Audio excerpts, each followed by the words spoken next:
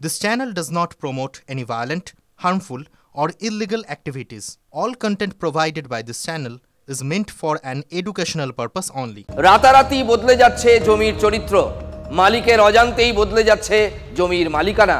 খাস বিএলআরও রমরমিয়ে জাল দলিল চক্র চালানোর অভিযোগ, অর্থাৎ বিএলআরওতেই, তার মানে ভূমি দফতরেই রমরমিয়ে জাল জমির চরিত্র বদলে যাচ্ছে এবং জাল দলিল চক্র তৈরি হয়েছে। শিলিগুড়ি, বীরভূম থেকে হুগলি, একের পর এক চাঞ্চল্যকর তথ্য TV9 বাংলার হাতে। শিলিগুড়িতে সার্চিং করে জমি কেনার জন্য ঋণ দেয় ব্যাংক, শোধ না করায় জমি বাজেয়াপ্ত করতে গেলে হাজির আরও এক জমির মালিক। তার মানে দুজন জমির মালিক, দুজনেই দাবি করছেন জমি তাদের।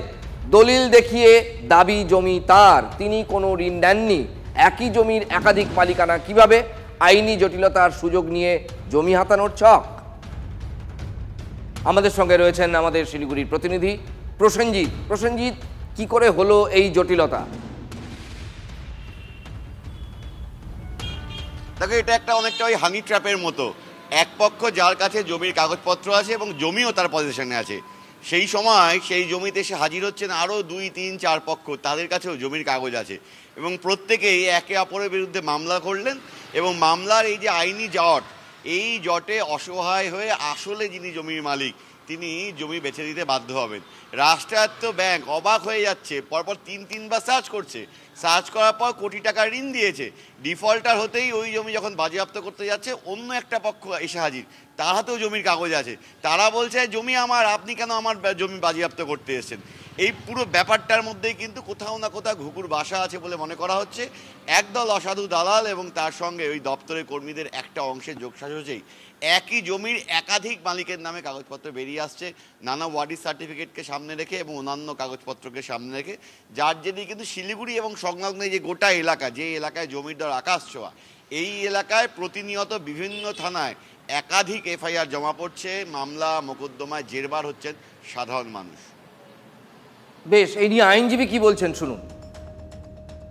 মাটিগাড়া, মান্ডালাগুড়ি, ভক্তিনগর, রাজগঞ্জ, এই সমস্ত এলাকাতে মাঝে মাঝেই ঝামেলাগুলো আসছে যে একই জমির দুজন মালিক হয়ে যাচ্ছে, একজন পজিশনে আছে, একজন নেই। আমাদের যা মনে হচ্ছে কিছু ল্যান্ড ব্রোকার এর সঙ্গে আছে এবং তার সঙ্গে নিশ্চয়ই সেকশনস অফ কনসার্ন অফিস কর্মীরা যুক্ত আছে, যারা কিনা এই সমস্ত ইনফরমেশনগুলো বাজারে নিয়ে আসে এবং পরবর্তীকালে যেভাবেই হোক ম্যানিপুলেট করে এইগুলো বেহাত হয়ে যাচ্ছে।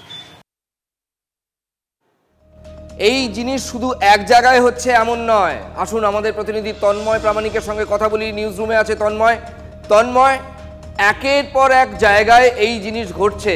এই চক্রটা আসলে কিভাবে ধরা যাবে এই চক্র, এবং যদি গোটা রাজ্যব্যাপী ছড়িয়ে যায় তাহলে ধরাও তো কঠিন। দেখো, ধরবে কি করে? তুমি ধরার দায়িত্ব যদি আমাকে দাও, এরপর আমি না ধরে যদি তোমার জমি আমার নামে করে নিই, আমার জমি অন্য কারোর নামে করে দিই, তাহলে তো ধরা পড়বে না। মূল সমস্যাটা কিন্তু এইখানে হয়ে গেছে। আমাদের রাজ্যে বিভিন্ন জেলাতে বারবার সেই ছবি সামনে আসছে। প্রসেনজিৎ যেটা বললো, বীরভূমে সেই ঘটনা আমরা ভুরি এর আগে দেখিয়েছিলাম। এখন আর শুধু ওই বীরভূম বা শিলিগুড়ি বা সংলগ্ন গজলডোবা এগুলোতে আটকে নেই, গোটা রাজ্যে প্রায় সর্বত্র একই চিত্র। কীরকম না, বিএলআরও অফিস, অর্থাৎ ভূমি ও ভূমি সংস্কার দপ্তরের যে ব্লক লেভেলের অফিস BL&LRO, সেই অফিসের একাংশ যুক্ত থাকছে এই ল্যান্ড ব্রোকারদের সঙ্গে। তারা কি করছে? আমার জমি, ম্যাক্সিমাম ক্ষেত্রে তুমি খোঁজ নেবে বাপ ঠাকুরদার নামেই আমাদের এখানকার বিভিন্ন জেলার গ্রামীণ অংশের যে জমি, সেটা বাপ ঠাকুরদার নামেই সেগুলো রেজিস্টার্ড হয়ে সেই নথিভুক্ত হয়ে আছে, রেকর্ড হয়ে আছে। অর্থাৎ পরম্পরা ছেলে নাতিপুতি তারা সেইগুলো হয়তো নিজেদের নামে রেকর্ড করেননি। ঠিক এই ফাঁক দিয়েই কখনো কখনো ঢুকে পড়ছে এই ব্রোকাররা। তারা জমির চরিত্র চেঞ্জ করে যেখানে রেকর্ড সেকশন রয়েছে সেখানে ভুয়ো নথি জমা দিয়ে সেই জমির, অর্থাৎ তোমার জমি অন্য একজনের নামে রেকর্ডটা করিয়ে নিচ্ছে। রেকর্ড করিয়ে নিয়ে সেই রেকর্ড নিয়ে সেখান থেকে দলিল বের করছে, পর্চা বের করছে, এরপর সেটা দিয়ে কোনো একটা জায়গায় লোন নিচ্ছে বা সেটাকে বিক্রি করে দিচ্ছে। বিক্রি যাকে করলো সে যখন কাগজপত্র নিয়ে পজিশন দিতে এলো, তখন তুমিও কাগজ দেখাচ্ছ, তিনিও কাগজ দেখাচ্ছেন, আমিও কাগজ দেখাচ্ছি। ল্যান্ড ব্রোকার এবং BL&LRO অফিসের আধিকারিকদের একাংশ, কর্মীদের একাংশ এইটা নিয়ে সর্বত্র একই চক্র। যে তন্ময়, তুমি আমাদের সঙ্গে থাকো, তোমার কাছে আবার আমার অন্য প্রশ্ন আছে। বোলপুরেও প্রভাব খাটিয়ে মহিলার 6 একরের বেশি জমি বেদখলের অভিযোগ। বিক্রি হয়ে গিয়েছে জমি, জানেনই না সেই মহিলা। কোটি কোটি টাকার সম্পত্তি হারিয়ে কার্যত রাস্তায় বসেছে পরিবার।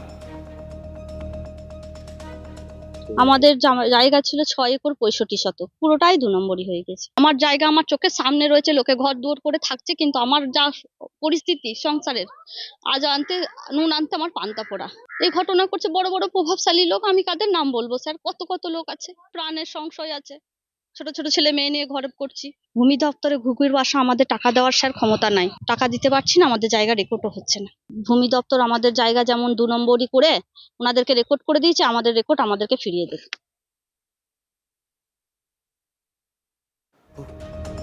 হুগলির গোঘাটেও স্কুলের জমি দখলের অভিযোগ, আদালতের দ্বারস্থ বেঙ্গাই হাই স্কুল কর্তৃপক্ষ। ভূমি সংস্কার ডিপার্টমেন্ট আরও এরা ওই দলিল অনুযায়ী স্কুলের নামে রেকর্ড হওয়া উচিত ছিল, সেটা না করে ভূমি সংস্কার ডিপার্টমেন্ট, যেমন ডিপার্টমেন্টের সম্বন্ধে যত কম বলা যায় ততই মনে বলো, হ্যাঁ, ওই ওই ওই এর নামে রেকর্ড করেছে, হয় রাধাকৃষ্ণবাবুর নামে কিংবা তার ছেলের নামে। এবার সেই রেকর্ডের সুযোগ নিয়ে এরা ওই বিক্রির দলিল বিভিন্ন করে যাচ্ছে। প্রতিষ্ঠা হয়েছিল যেখানে স্কুল, এগুলো দখল হয়ে যাচ্ছে আস্তে আস্তে। আমাদের স্কুলের যে পরবর্তীকালে যখন শ্রীবৃদ্ধি হবে, হ্যাঁ, আরও গঠনমূলক চিন্তাভাবনা হবে বা বিল্ডিংয়ের দরকার হবে, তখন আমাদের মানে জায়গার একটা ক্রাইসিস হয়ে যাবে। আবার চলে যাব আমাদের সহকর্মী তন্ময়ের কাছে। তন্ময়, দেখো, ধরতে পারলে তো ধরতে হবে যাকে প্রাথমিকভাবে, তিনি আর কেউ নন, block land revenue officer BLRO সাহেবকেই তো ধরতে হবে। তার হাতে কি তার হাতে ব্যবস্থা থাকবে ধরার জন্য? দেখো, কিছুই না, ব্যবস্থা হচ্ছে সেই জমির যে অতীত রেকর্ড রয়েছে সেই অতীত রেকর্ডটা বের করতে হবে। যদি তোমার জমি তুমি আমাকে বিক্রি করো তাহলে রেকর্ড চেঞ্জ হচ্ছে, নতুন রেকর্ডে নতুন দলিলে কিন্তু জমির যে হিস্ট্রি থাকছে সেটা থেকে যায়।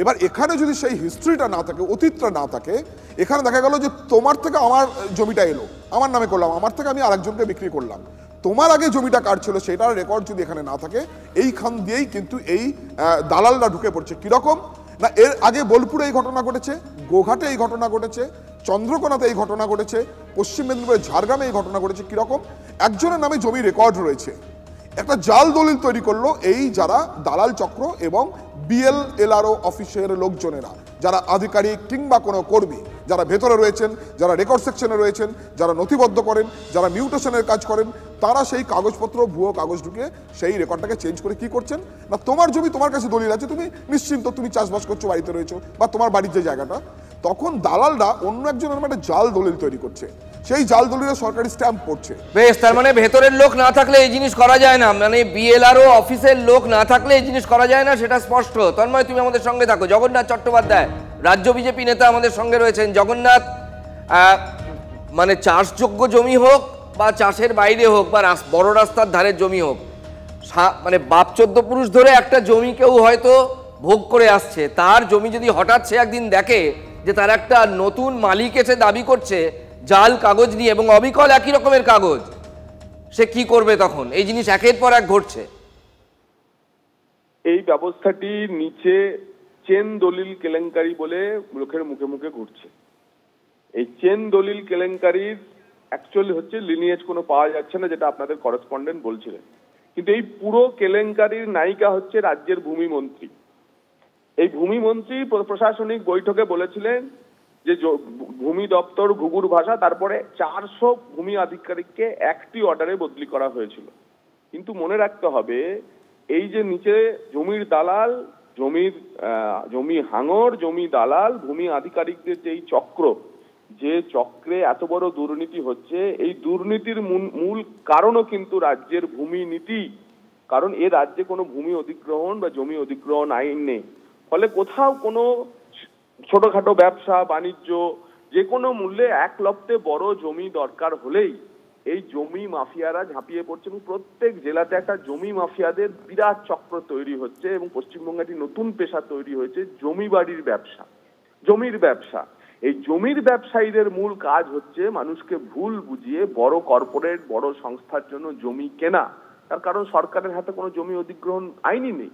এবং বহু ক্ষেত্রে এর শিকড়ে গেলে আরো দেখা যাবে জেলায় জেলায় মফস্বল শহরগুলিতে জমি ব্যবসায়ীদের অধিকাংশই হচ্ছে তৃণমূলের নেতা।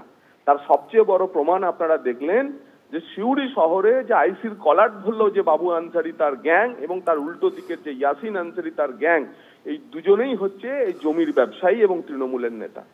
তাই জলজান্ত উদাহরণ দিয়ে আপনাদের আমরা দেখিয়ে দিতে পারবো যে জেলায় জেলায় পুরো ব্যবস্থাটি এই জমি কেলেঙ্কারি, জমির ব্যবসা, তার সঙ্গে তৃণমূল ওতপ্রোতভাবে জড়িত, ভূমি মন্ত্রীর ভুল নীতি জড়িত এবং এই একটি কেলেঙ্কারির কারণে আপনারা দেখবেন যে বারবার রেজিস্ট্রেশন হওয়ার ফলে রেজিস্ট্রেশনের রাজস্ব বাড়ছে। বেশ, অনেক ধন্যবাদ জগন্নাথ চট্টোপাধ্যায়। আপনি যা বলতে চাইছেন সেটা স্পষ্ট। অধীর চৌধুরী এবং হুমায়ুন কবির এই ইস্যুতে কি বলেছেন শুনুন। জমির যে ক্যারেক্টার, জমির যে চরিত্র, সেই চরিত্রকে দিন রাত বদলে দেওয়া হচ্ছে ভূমি রাজস্ব দপ্তরে। ভূমি রাজস্ব দপ্তর এখন পশ্চিমবঙ্গের দুর্নীতির নয়া কারখানার নাম এবং তারই ভিত্তিতে যে জমির উপরে কবজা করার যে লড়াই, সেই লড়াইয়ে আজকে তৃণমূল দলের গুন্ডা বাহিনী একে অপরের সঙ্গে মুখোমুখি সংঘর্ষে আজকে তারা দাঁড়িয়ে আছে। কিন্তু 2024-এর লোকসভা ভোটে সেইটুকু 21-এ তো শূন্য হয়েছে বিধানসভায়, তারপরে কোনো রকমে 22-এর পৌরসভাতে 6টা আসন পেয়ে তাদেরকেও দেখা পাওয়া যায় না, তারা কোথায় থাকে কি করে। তো তারা আবার সব ওই ভূমির ব্যবসা করে, তো অধীরবাবুর লোকরা, তো সেখানে গিয়ে বোধহয় কোনো কিছু কলকে পাচ্ছে না তার লোকরা, তাই উনি বলছেন যে ভূমি দপ্তরটা ঘুঘুর বাসা। ওনার লোকরা সব এইসব ভূমি নিয়েই কারবার।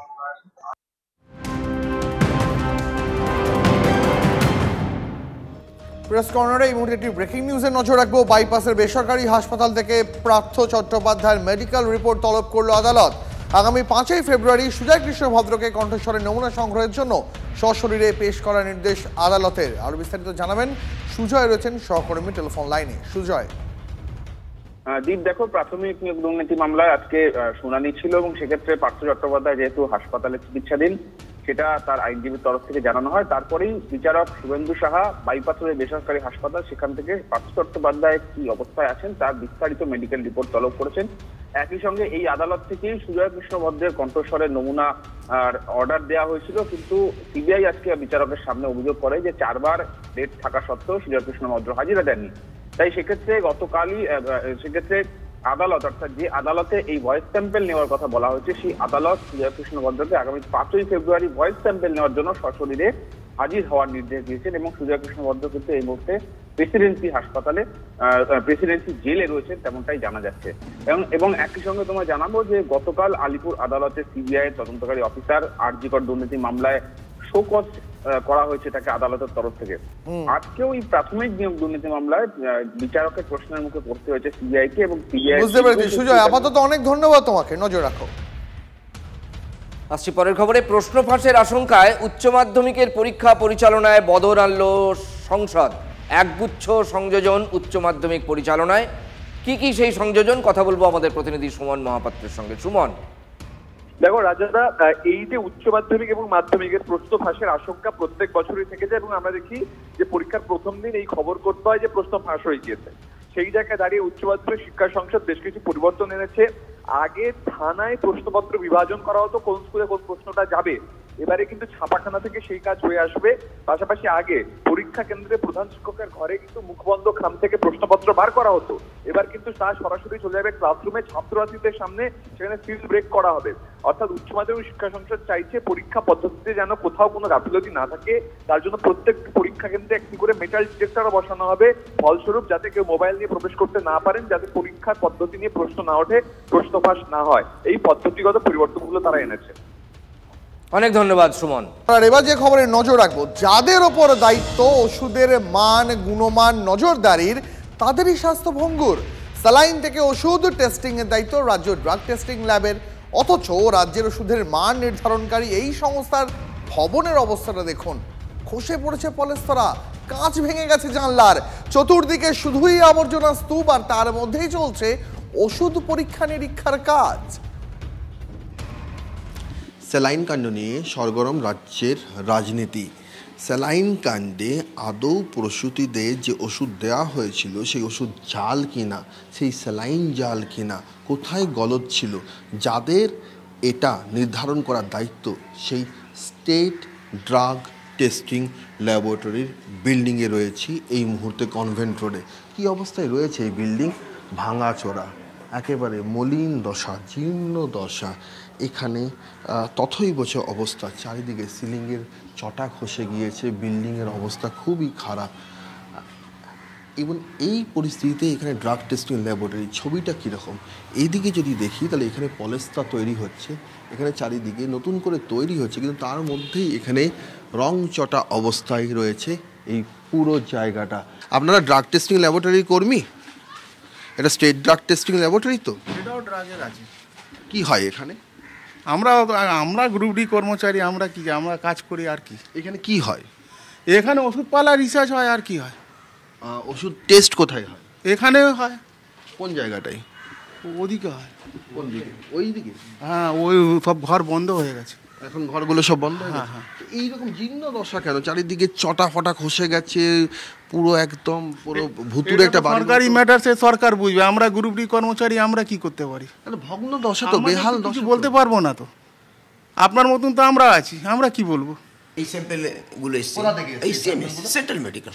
সেন্ট্রাল মেডিকেল কি স্যাম্পেল আছে? ওর যে এখন খোলা হয় না, খোলা হবে, ওইটা কেমিস্ট খুলবেন, ওইটা তো আমাদের কাজ নেই। কোথায় টেস্ট হবে? এটা ওই ল্যাবরেটরিতে ও বাড়ি চলে যাবে, এই বাড়িতে থাকবে ও পাশে চলে যাবে। এটা তো এই দেখছে তো এই অবস্থাতে কাজ না। ওই দিকটাতে কোনটা? ওই দিকটাতে ওইটা আপনি বললাম না, ওটার আমাদের সামান্য কিছু যে হচ্ছে, যাতে ও বাড়ি না হয়, ওটা দিয়ে এখানে সামান্য কাজ হচ্ছে, বাকি বাস আমাদের ও বাড়ির পাশে বিল্ডিং হচ্ছে।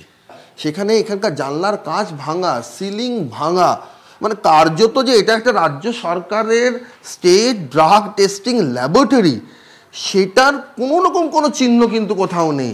যারাই দেখবেন তারাই হতবাক হবেন। এইভাবে কাজ করছেন? কাজ তো করতে হবে, না করলে কি করে চলবে? কতদিন ধরে আপনারা জানিয়েছেন এই অবস্থা? নেই, আমাদের এর আগেও কাজ হয়েছে, তারপরে আমরা জানিয়েছি, শীঘ্রই কিন্তু গভর্নমেন্ট একটা অ্যাকশন নিয়েছে। এইটা ল্যাব, এই যে লেখা আছে ইনস্ট্রুমেন্ট রুম নম্বর, এখানে কি টেস্ট হয়? ওই সব ড্রাগই টেস্ট হয়। এইটা আছে, তারপরে এদিকেও আছে। এদিকে এ তো খুবই খারাপ অবস্থা চারদিকে। হ্যাঁ, এইগুলো সব মেশিনগুলো চলতে থাকে 24 আওয়ার্স। আচ্ছা, এইগুলো এইগুলো ল্যাবের রুম? হ্যাঁ, ল্যাবের রুম বলতে সব মেডিসিন থাকে। এটা ফার্মাকোলজি। হ্যাঁ, ফার্মাকোলজি। হ্যাঁ হ্যাঁ হ্যাঁ হ্যাঁ হ্যাঁ।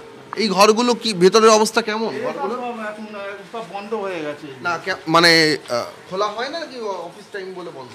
না না, এমনি এইটা অনেক দিন ধরে বন্ধ রয়েছে। আচ্ছা, অনেক দিন ধরে।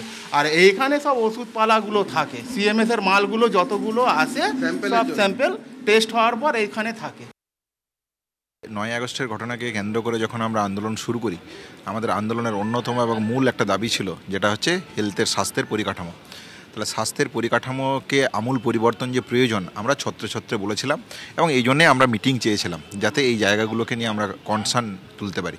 কিন্তু যে সদিচ্ছার প্রশ্ন, যে মানে সমস্যাগুলো নিরসনের যে সদিচ্ছা, সেই সদিচ্ছা রাজ্য সরকারের দিক থেকে নেই। যেটা চিকিৎসক হিসেবে যে জায়গাটা অত্যন্ত গুরুত্বপূর্ণ, সেটা হচ্ছে যে যদি ড্রাগের গুণমান পরীক্ষা না হয়, ড্রাগের গুণমান যদি সঠিক না থাকে, তাহলে মানুষের চিকিৎসা নিয়ে ছিনিমিনি খেলার অধিকার কারণে